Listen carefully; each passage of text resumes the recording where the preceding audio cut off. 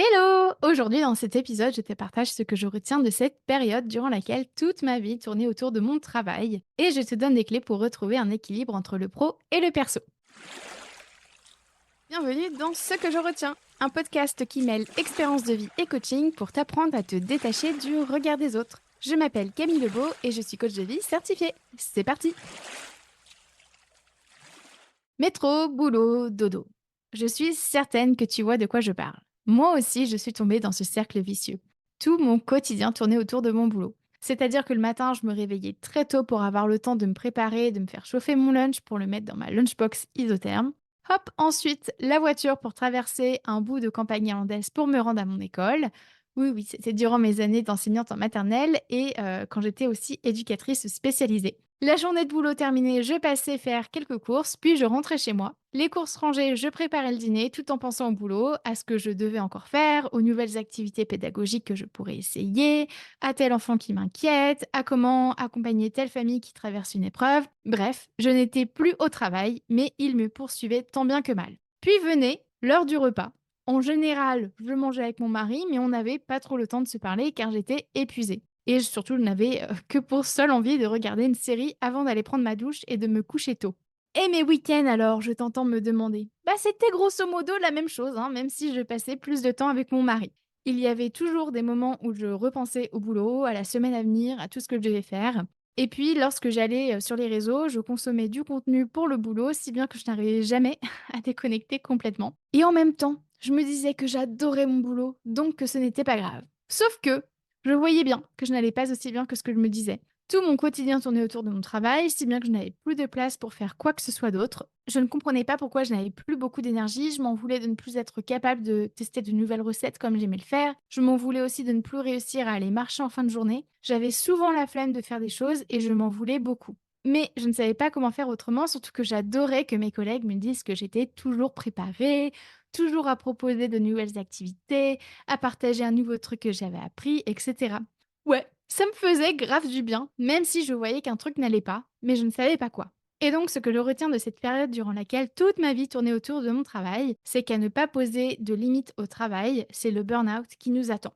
Alors, je sais ce que tu te dis. Oui, mais moi j'aime bien mon travail, je prends du plaisir à consommer ce genre de contenu. Oui, je comprends. Et c'est clairement ce que je pouvais me dire aussi. Sauf que j'aime la crème de marron et je n'en mange pas plusieurs fois par jour ni tous les jours. Pourquoi? Bah, je veux pas me retrouver carencée ni à en être écœurée.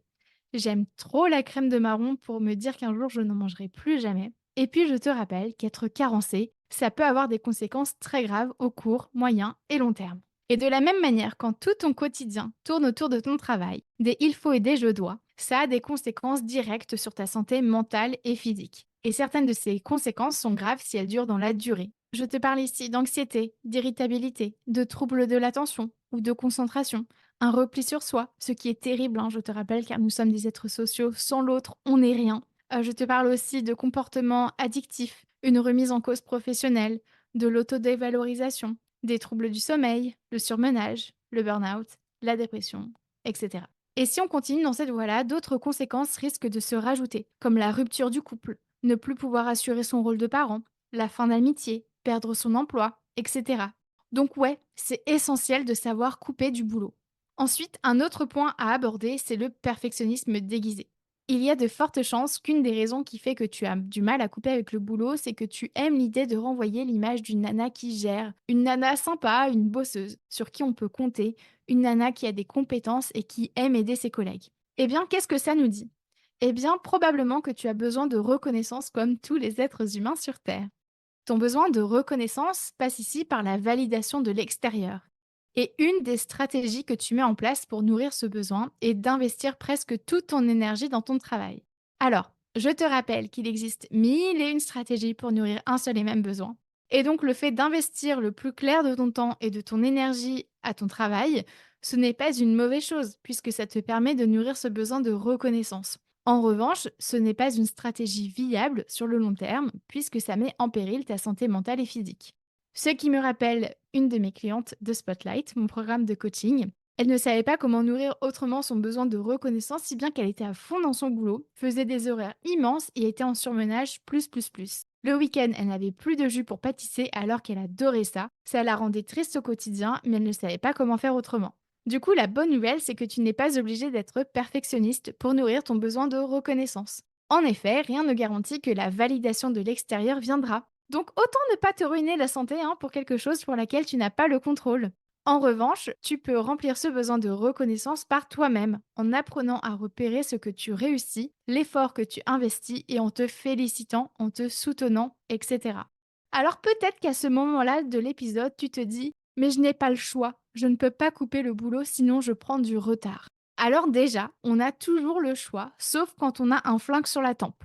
Ensuite, si tu te retrouves à travailler en dehors de tes heures de travail, en mon sens, il n'y a que deux raisons. Soit c'est parce que tu gères mal ton temps au travail, soit c'est que l'entreprise manque de ressources ou bien les répartit mal.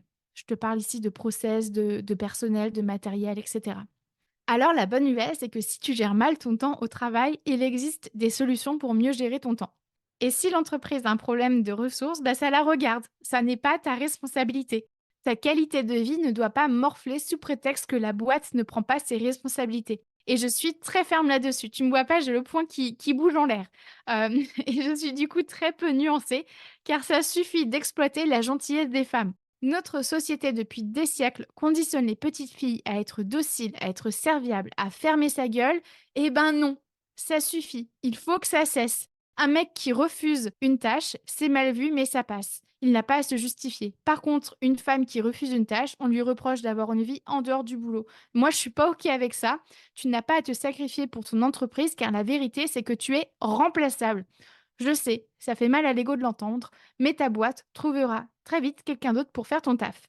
Par contre, ta santé mentale va avoir besoin de beaucoup, beaucoup, beaucoup plus de temps pour s'en remettre.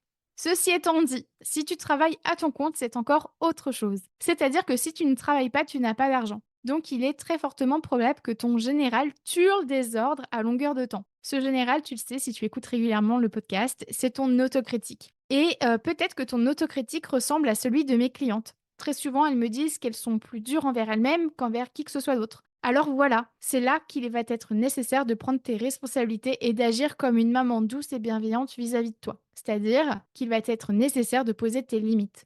Pour rappel, on pose toujours nos limites pour soi, pour se préserver, pour se protéger. Les limites sont comme des portes qu'on ouvre et qu'on ferme. Et donc pour t'éviter un surmenage, un burn-out, une dépression, il va être vital de les définir. Et donc, si toi aussi tu souhaites retrouver un équilibre entre le pro et le perso, voici ce que je te propose. Tout d'abord, je t'invite à faire un audit de ton temps, c'est-à-dire viens noter ce que tu fais heure par heure, chaque jour de la semaine. Prends exemple sur la semaine dernière et rentre dans le détail.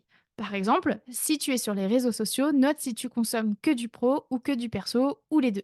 Ensuite, demande-toi qu'est-ce que je peux mettre en place pour m'aider à garder un équilibre entre vie pro et perso. Par exemple, ranger mon bureau après la dernière tâche prévue et effectuée, noter mes heures afin de rassurer mon cerveau sur le fait que j'en ai assez fait aujourd'hui, mettre ton téléphone en mode concentration et le renommer instant présent. À titre personnel, j'ai programmé mon téléphone dans ce mode-là tous les jours et à partir d'une certaine heure pour me rappeler que c'est le perso qui est le plus important. Et ça me dissuade d'aller voir mes emails et autres trucs propres au boulot. Ensuite, tu peux aussi caser une séance de sport ou une activité physique juste après le boulot, comme ça tu es engagé auprès de toi. Tu peux aussi prendre la décision de dépanner un ou une de tes collègues seulement après avoir consulté ton agenda, c'est-à-dire avoir jaugé ton énergie, ton espace mental et ta charge de travail. Tu peux aussi te demander quel temps de qualité ai-je envie d'avoir avec moi aujourd'hui et quel temps de qualité ai-je envie d'avoir avec quelqu'un d'autre aujourd'hui. Ça va permettre à ton cerveau d'avoir une raison de couper le boulot. C'est un peu comme sa carotte, ça t'aidera à couper plus facilement. Enfin, je t'invite vraiment à apprendre à te parler comme tu parlerais à quelqu'un que tu aimes et qui a du mal à couper le boulot. Ça peut ressembler à ça. Ma santé mentale est aussi importante. J'ai besoin de repos pour être performante au travail. Mes collègues seront gérés pour faire sans moi. Je suis fière d'avoir fait de mon mieux aujourd'hui.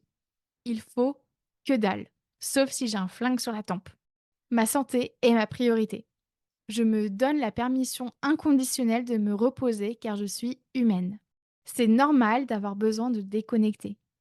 Il n'appartient qu'à moi de prendre soin de moi.